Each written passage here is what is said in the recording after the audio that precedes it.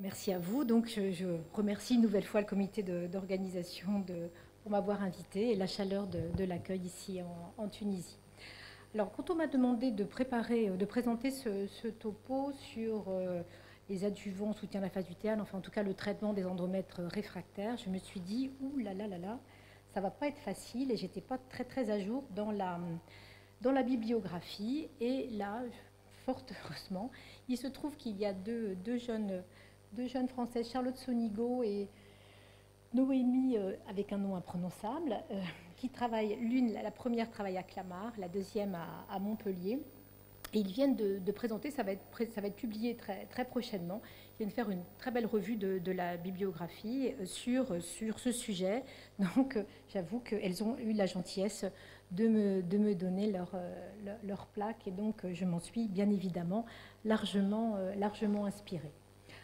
Alors donc la problématique de l'endomètre, c'est quoi? Alors donc entre l'endomètre adéquat, normal, vous avez l'endomètre fin qui est fin comme ça, et puis vous avez l'endomètre qui est endommagé. Et voilà, donc comment est-ce qu'on se débrouille quand on n'a pas le bel endomètre que l'on voit ici et qui nous ravit tous quand on est dans ces bonnes conditions-là. Alors, c'est quoi les étiologies des anomalies endométriales? Alors, il y a certaines qui sont fonctionnelles, bien évidemment, si vous avez des hypoestrogénies, donc les insuffisances ovariennes ou les hypo. Et aussi, j'insiste, on en a parlé tout à l'heure, la prise d'œstroprogestatif de façon prolongée ou de progestatif de façon prolongée. Et c'est assez étonnant de voir comment une femme qui arrête un œstroprogestatif de façon prolongée, je pense au cas en particulier de femmes qui ont des endométrioses et qui sont tellement algiques qu'elles sont freinées en permanence, soit par un progestatif ou par un œstroprogestatif. Il est étonnant de voir combien de mois ces femmes peuvent mettre pour récupérer un endomètre fonctionnel. Donc il peut fonctionner, mais il met du temps à récupérer. Donc ne pas oublier ces endomètres fins qui peuvent correspondre simplement à un temps de récupération d'un traitement œstroprogestatif prolongé. Bien évidemment, l'écho chirurgicale, curetage, myomectomie, résection, donc vous connaissez ça, la radiothérapie bien évidemment, les malformations, et puis dans un certain nombre de cas, vous avez des endomètres réfractaires et vous n'avez absolument aucune espèce d'idée de la raison pour laquelle c'est comme ça. Alors, quelles sont les méthodes d'exploration? Donc, bien évidemment, l'échographie 2D et maintenant les modèles 3D qui nous permettent de faire des très belles images, et c'est tout à fait agréable pour les gens qui font de l'échographie de pouvoir restituer ces cavités, en tout cas de les montrer. Bien évidemment, l'hystéroscopie, et on en parlera à la fin. Enfin, vous savez qu'il y a aussi des tests fonctionnels, les RATES ou WINTEST, le test MatriceLab, qui est un test français qui a beaucoup de succès à l'heure actuelle. Et pour l'ensemble de ces tests, je vais d'emblée faire court parce que je ne vais pas développer les résultats de ces tests-là, et pour se dire simplement que pour l'instant, il n'y a à peu près rien de validé. Alors, donc voilà, donc là je parle de la problématique de l'endomètre fin. Donc c'est bien évidemment pour qu'il y ait un enfant, il faut bien qu'il y ait un bel endomètre et un bel embryon. Alors, la mesure de l'endomètre, c'est quelque chose qui est facile, qui est assez reproductible, accessible à tous. Alors, on a communément l'habitude de dire qu'un endomètre est fin quand il fait moins de 7 mm. Et là, on va voir que c'est des fois compliqué parce que selon les publications, ce n'est pas toujours la même mesure qui est prise en considération. Enfin, ce qui est connu, ce sont les complications qui sont associées à l'endomètre fin, donc sur les chances de grossesse, mais aussi sur les complications obstétricales, les petits poids de naissance, les risques de grossesse extra-utérine, fausse couche et la placentation anormale. Donc il y a une vraie problématique à ça. Alors quels sont les axes médicaux pour l'optimisation de ces endomètres? Bien sûr, les traitements hormonaux, les traitements vasculaires, les facteurs de croissance. Je dirais un mot des cellules souches. Et donc, c'est là que ce fut un bonheur pour moi d'avoir ces plaques qui correspondent aux revues de littérature qu'ont fait ces deux jeunes Françaises. Donc, vous voyez que pour les traitements hormonaux sont repris ici les différentes thérapeutiques qui ont été utilisées. Donc, vous avez tout ce qui est en rapport avec l'œstradiol, l'HCG ou l'agoniste du GnRH. Ensuite, vous avez ici la voie d'administration. Donc, tout ça est en traitement substitutif, que ce soit l'œstradiol ou l'HCG. Et le GnRH agoniste, c'était lors d'un cycle spontané.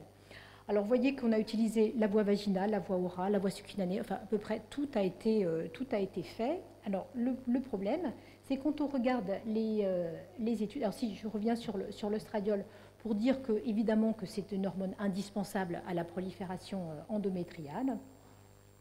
Donc là, je l'ai déjà dit, les différentes types d'administration qui ont été utilisés. Alors simplement, donc pour l'œstradiol, comme on l'a dit, il n'a été étudié que lors de traitements en cycle substitué, bien évidemment. Donc j'en viens aux études. Alors elles ont très schématiquement tout des, comment dire, décrit le type d'études enfin, qui ont été faites, le fait qu'il y a une population témoin ou pas, quel type de protocole en témoin. Donc simplement pour dire que, comme beaucoup, il y a une seule étude prospective randomisée contrôlée en fait, sur ce sujet, et qui n'est pas la moins intéressante d'ailleurs, puisque c'était la seule et la première qui a mis un avantage de l'œstradiol par voie vaginale sur une autre administration, la voie orale d'œstrogène. Alors, le problème, c'est que, bien évidemment, c'est une toute petite série et qu'il n'y a aucune autre étude qui vont dans ce sens-là. Donc, peut-être retenir que l'administration vaginale d'œstradiol dans les traitements substitués a peut-être un petit plus pour améliorer l'épaisseur endométriale. Alors maintenant, l'HCG en phase folliculaire, donc comme vous verrez, ce sont des toutes petites séries. L'une de Papa Nicolaou, qui est quelqu'un qui a l'habitude de faire des études de bonne qualité, mais vous voyez que le nombre la population étudiée était aussi très faible. Simplement, dans la première étude, la patiente était son propre contrôle en fait, hein, mais le taux de grossesse, en améliorant, en donnant de l'HCG en phase folliculaire, avait optimisé les résultats. Bon, peut-être. On passe maintenant au GnRH agoniste en phase lutéale. Alors, vous voyez qu'on veut mettre du GnRH agoniste partout maintenant, en fait. Hein. Et puis, j'en profite pour dire que tout a été fait sur la phase folliculaire et maintenant, on va s'intéresser, mais on en a déjà parlé l'autre jour, à la phase lutéale, parce qu'effectivement, c'est dans la phase lutéale qu'on a le plus de progrès à faire. Et ça fait plusieurs fois qu'on vous dit que le GnRH agoniste en phase lutéale a peut-être un intérêt. Alors, il y a juste un petit problème, et vous savez qu'en France, on est très, très limité dans l'utilisation de médicaments hors AMM, et l'agoniste du GnRH est hors AMM en phase lutéale chez nous. Donc, il y a beaucoup de prudence à pouvoir l'utiliser. Mais vous voyez que sur cette étude qui était contrôlée, eh bien, on avait l'impression peut-être d'une amélioration si on donne du GnRH agoniste en phase lutéale pour améliorer la qualité endométriale. Donc, bien évidemment, tout ça nécessite aussi d'être revu. Alors maintenant, récap de tous les traitements vasculaires qui ont été publiés. Donc, toujours le même schéma. Ce qui est la petite étoile, c'est en traitement substitutif. Donc, c'est dans l'immense majorité des cas, c'est en traitement substitutif que les substitutions ont été faites. Le premier produit, c'est le Viagra que vous connaissez, l'aspirine, l'association pentoxyphéline-tocopherol. Et puis, le dernier... Eh bien, écoutez, je ne sais même pas ce que c'est. Il faudrait que je revoie. Mais bon, donc, après, on va détailler l'utilisation des différents produits, mais ça va être un petit peu la même chose. Alors, en ce qui concerne donc, le Viagra, intellectuellement, ça peut paraître assez intéressant, puisque ça améliore la vasodilatation des petits vaisseaux. Son administration, elle a essentiellement été par voie vaginale, avec des doses qui sont variables. Mais comme vous le verrez dans les études, comparées à des traitements adjuvants qui sont tout à fait variables. Et je ne sais pas si vous l'utilisez. En France, il y a eu une grande mode. C'était utiliser un peu l'argamanu. Et puis plus maintenant plus personne ne l'utilise. Alors pourquoi? Parce que, en fait, l'ensemble des études, et il y en a peu qui étaient randomisées, contrôlées, elles étaient très hétérogènes parce qu'on comparait un peu des choux et des carottes. Et puis que... en fait, l'effet favorable n'a pas été prouvé. Pour ce qui concerne l'aspirine, mais je dis bien l'aspirine, là, dans l'idée d'optimiser l'épaisseur endométriale ou d'optimiser la qualité endométriale, eh bien, il y a une seule étude qui a été randomisée dans cette indication, Et puis, il y avait manifestement pas d'amélioration évidente non plus. Alors maintenant, la pentoxyphiline et tocopherol, donc vous savez, tocopherol, c'est de la vitamine E. Donc l'idée est d'utiliser l'action synergique des deux produits, l'effet vasodilatateur et l'effet antioxydant. C'est souvent un traitement de référence. En France, on utilise beaucoup l'association Pinto et puis tocopherol. Mais vous voyez que les études sont contradictoires. Il y en a une qui dit que c'est très bien et l'autre qui dit qu'il n'y a pas d'intérêt. Donc il n'y a non plus là encore aucune preuve scientifique de l'intérêt. Maintenant, les facteurs de croissance, alors là aussi, beaucoup d'études majoritairement associées à des traitements substitutifs. Donc en perfusion, généralement en perfusion intra-utérine. Donc ça va être un petit peu la même histoire. Donc le facteur de croissance, intellectuellement, c'est intéressant, évidemment, puisque si ça fait facteur de croissance, ça veut bien dire que ça pourrait aussi faire améliorer la croissance endométriale. Donc les premières études, c'était surtout Norbert Gleicher qui est très connu pour lancer des grandes idées. C'est aussi lui la DHEA chez les mauvaises répondeuses, avec les succès mitigés qu'on peut connaître aussi. Donc c'est là qu'est la littérature la plus abondante en fait. Hein. Mais là aussi, c'est comparé avec des traitements qui sont assez hétérogènes, si bien que, comme vous le verrez, alors il y en a très peu de randomisés qui sont contrôlés, mais vous voyez, c'est la totalité des études qui ont été réalisées sur le sujet. Vous voyez, études contradictoires, pas d'essais randomisés contrôlés. Et donc, voilà, pour l'instant, on en est encore dans le doute et dans l'expectative. Maintenant, les facteurs de croissance et le PRP, on en a aussi parlé déjà tout à l'heure. Donc, là aussi, intellectuellement, ça peut être intéressant parce que ça active la cascade de libération des différents facteurs de croissance. Donc, on peut penser à un effet favorable.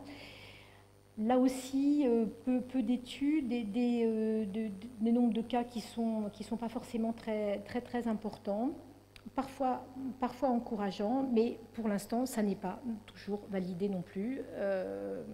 Donc, on est encore un peu dans l'attente. Alors, je voulais vous montrer en dernier, c'est en fait ça a été l'étude, le papier de l'équipe d'Antonio Pellicer et de Carlos Simon dans la perfusion de cellules de moelle osseuse, les CD133 dont on parlait déjà aussi tout à l'heure, qui ont été étudiés dans le syndrome de Asherman ou dans les endomètres freins réfractaires. Et donc, vous voyez, ils ont traité 11 cas de Asherman, 4 grossesses évolutives, dont 3 naissances. On considérait que c'était encourageant. Dans l'atrophie endométriale, une fausse couche et puis une naissance. Les autres ont été des échecs. Donc, au final de cette affaire-là, on n'a pas beaucoup avancé. Alors, mais il faut comprendre pourquoi est-ce qu'on a du mal aussi à avancer. C'est qu'en fait, dans la littérature, il n'y a pas de définition consensuelle sur l'endomètre fin. Donc, classiquement, comme je disais, c'est 7 mm. Mais dans certaines études, en réalité, on a pris 6 mm, ou alors on a pris plutôt 8 mm.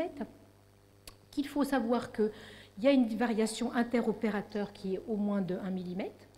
Donc, en fait, ça complique beaucoup, bien évidemment, l'interprétation des études. Et puis, finalement, la question, il y a eu quelques papiers récemment qui ont posé la question, mais en fait, est-ce qu'il faut la mesurer, l'épaisseur endométriale, finalement? Et donc, ce qu'on sait, c'est que les complications obstétricales, elles sont quand même réelles. Mais en fait, l'épaisseur endométriale n'est pas un outil prédictif de grossesse. Et parce qu'on a aussi décrit, et moi je me souviens très bien d'avoir eu un cas assez extraordinaire, mais je vous en parlerai tout à l'heure, d'une dame qui avait un endomètre à 3 mm. Et donc c'était un endomètre idiopathique réfractaire, 3 mm. Et donc, je fais l'écho, 3 mm, je me dis non, ça ne va pas le faire. Et donc, je déclenche, elle a eu des jumeaux, elle a une grossesse tout à fait normale. Mais je vais vous dire après ce qu'on lui a fait. Donc, on sait néanmoins que les résultats sont quand même meilleurs sur des endomètres à 7 mm. Enfin bon, mais en fait, le problème, c'est que l'association n'est pas linéaire entre le taux de grossesse et l'épaisseur de l'endomètre. Donc voilà, donc il y a un problème de définition au départ de l'épaisseur endométriale, de la variation interopérateur et tout ça, qui fait qu'on reste dans un flou qui est quand même tout à fait évident.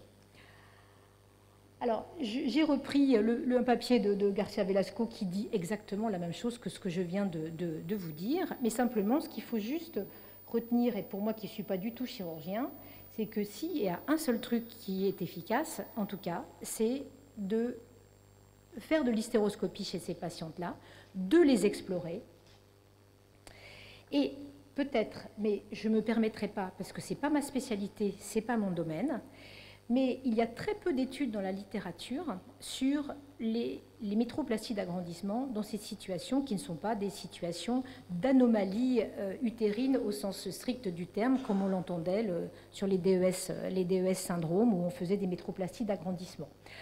Alors, donc, vous avez cet auteur italien, en l'occurrence, qui a décrit quelques cas, mais j'ai trouvé, il n'y a qu'une seule publication dans la littérature. Alors, moi, j'ai été assez étonnée parce que j'adresse beaucoup de femmes en Espagne pour du don d'ovocytes ou différents cas, et je me rendais compte qu'on leur faisait toutes des hystéroscopies. Et on leur faisait des trucs dans l'utérus, je sais pas très bien quoi, mais enfin quand même, elles avaient des grossesses, souvent quand elles revenaient d'Espagne, qui sont d'ailleurs des centres excellents, bien évidemment, mais quand même, elles avaient toute une hystéroscopie, alors que nous, on les avait utilisées. Et donc, avec Hervé Fernandez, qui est le patron de chirurgie à Bicêtre, à Paris, que vous devez connaître, eh bien, j'ai commencé à lui adresser quelques patientes en lui disant c'est quand même pas normal que les patientes, elles vont en Espagne, on fait des hystéroscopies, je ne sais pas trop ce qu'on fait, mais elles sont enceintes après. Et donc, cette femme dont je vous parlais, qui avait un endomètre réfractaire, je l'ai adressée à Hervé, et puis je n'ai pas eu l'impression qu'il s'était passé grand-chose en réalité, puisque son endomètre n'avait toujours pas poussé, on était toujours à 3 mm, mais c'est après une hystéroscopie. Et ce qu'on appelle une métroplastie, mais encore une fois, je ne suis pas la spécialiste pour parler de ça, mais c'est des petites, peut-être, incisions qui sont faites un petit peu, qui arrivent peut-être à optimiser un tout petit peu la cavité, qu'on récupère peut-être un certain nombre de grossesses. Alors maintenant, on en a plusieurs cas, on va colliger un petit peu tout ça, mais ce qui est étonnant, et je ne sais pas, je serais intéressée de savoir quelle est votre expérience, mais on a l'impression qu'il y a comme quelque chose peut-être à creuser sur quelque chose de mécanique sur les utérus. Voilà. Et donc, en conclusion, simplement, donc, il n'y a aucun traitement médical qui est convaincant parce qu'on a une hétérogénéité des études. L'hystéroscopie, encore une fois, est nécessaire dans le diagnostic. Je ne dis pas qu'il faut faire des métroplasties à tout le monde, mais c'est évident qu'il faut les explorer, ces femmes-là. Il faut faire les petites cures qu'il faut faire, enfin bref. Il faudra replacer dans ce contexte les bilans de réceptivité endométriale et du scratching, qui est, comme vous le savez, aussi largement discuté. Bon, des gens sont pour, d'autres sont contre. Ceux qui développent les bilans de réceptivité endométriale sont contre le scratching, probablement parce que si le scratching, ça suffit et que la réceptivité endométriale n'apporte pas grand-chose en plus, eh bien, c'est un peu dommage pour le développement de leur test. Enfin bon. Et puis, je voudrais juste dire, c'est que toutes ces études sont évidemment complexifiées par le fait qu'il y a un embryon qu'on replace. Alors, si c'est une étude qui consiste à étudier la variation de l'épaisseur endométriale, on s'en fout de l'embryon, mais très souvent, c'est aussi l'appréciation des grossesses obtenues. Et donc, il faudrait que pour qu'on compare toutes ces études, on remette au moins un embryon normal pour pouvoir comparer aussi les résultats. Donc, l'affaire n'est pas simple et je ne suis pas sûre d'avoir pu répondre à la question qui m'était posée. Merci à vous.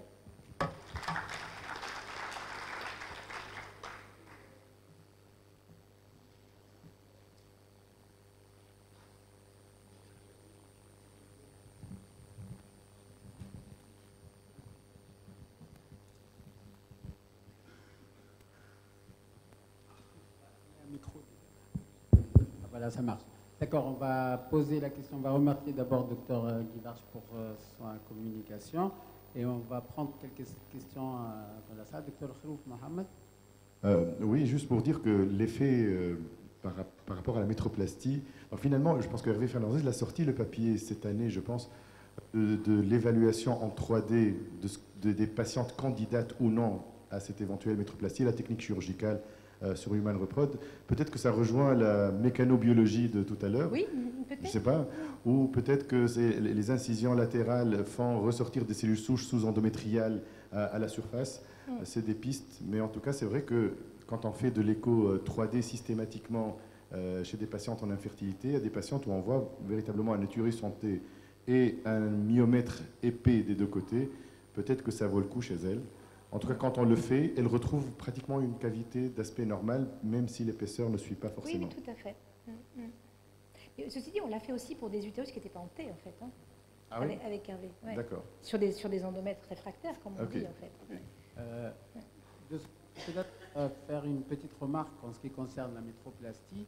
Et est-ce que si on est sûr vraiment de ce qu'ils font, est-ce que vous ne pensez pas, parce qu'il y a plusieurs études qui ont montré que le fait de faire une hystéroscopie dans le cycle qui précède la tentative de fécondation in vitro, on a systématiquement, avec une cavité tout à fait normale, on ne parle pas de l'hystéroscopie, on a découvert des anomalies qui ont été traitées, on a observé que statistiquement, il y a plus de grossesses quand une hystéroscopie a été faite avant le cycle de fécondation. Mais c'est tout à fait, mais c'est l'effet scratching parce qu'on Scratching, fait, voilà, on fait une c'est biopsie à ce moment-là, mais ça c'est clair. Alors nous on pratique en France, enfin je ne représente pas tous les centres en France, mais en fait on fait parce que l'utérus santé c'est un peu différent, c'est-à-dire qu'on a une anomalie utérine qui a été quand même qui est avérée en fait, hein, puisque là on parlait de l'endomètre réfractaire, on ne savait pas très bien.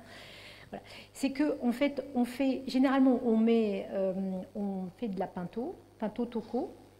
Et puis, en traitement substitutif, sur les traitements substitutifs, on utilise effectivement l'œstrogène par voie vaginale.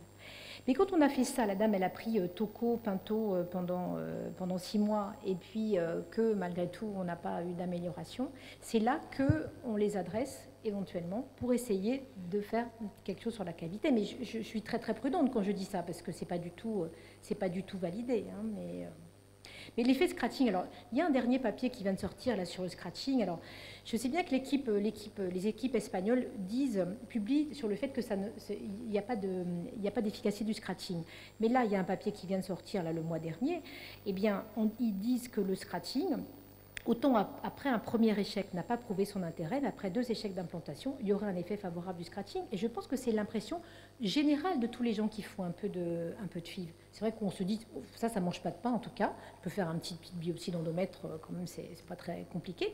Et c'est vrai qu'on est quand même assez étonné de voir qu'on a effectivement un certain nombre de grossesses. C'est exactement la même chose que ce que vous disiez, hein, ça c'est vrai. Dr. Braham.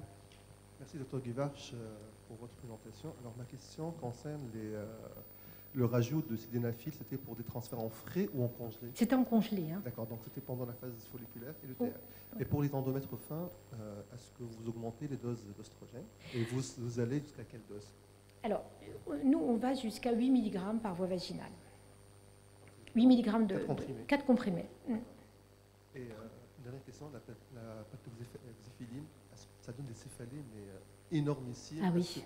Est-ce que les patients arrivent à gérer ça? On ne l'utilise pas, non. Ouais. Moi, je voulais revenir par rapport au scratching. Et toujours, je m'imprime de la physiologie pour l'implantation. Il y a un équilibre dans les facteurs immunologiques, ceux qui stimulent et d'autres qui inhibent. Justement, ce fameux scratching a été fait de ceci. Donc, si on a un endomètre qui est en hyperactivité, si on fait un scratching, on va aggraver les choses. Oui. Par contre, il faut traiter. Par contre, si on a un endomètre qui est en hypoactivité, c'est là où il faut faire le scratching. Et peut-être que c'est le sujet qui va être développé dans la communication d'après, parce que moi j'étais simplement sur les endomètres fins, et là, sur les échecs d'implantation, peut-être que ce sera plus développé. Et voilà. Je crois qu'il n'y a plus de questions. Merci, Dr. Guivarch.